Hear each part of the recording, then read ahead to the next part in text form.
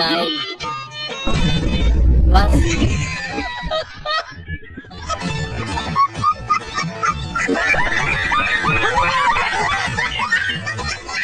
বিয়ে ফার্স্ট ইয়ারের পরীক্ষা চলছে, তুমি দেবে না? না, আমার তো বিয়ে কমপ্লিট। বিয়ে কমপ্লিট? তাহলে যে বলেছিলে বিয়ে কমপ্লিট করে আমাকে বিয়ে করবে। তুমি বললেই আমি করব। আমি রেডি। স্বামী, তুমি আবার বিয়ে করে আসলে? তোমার আগে একটা বিয়ে ছিল, কই আগে তো বলনি? আমি তো বিয়ের আগেই তোমাকে বললাম আমার বিয়ে কমপ্লিট।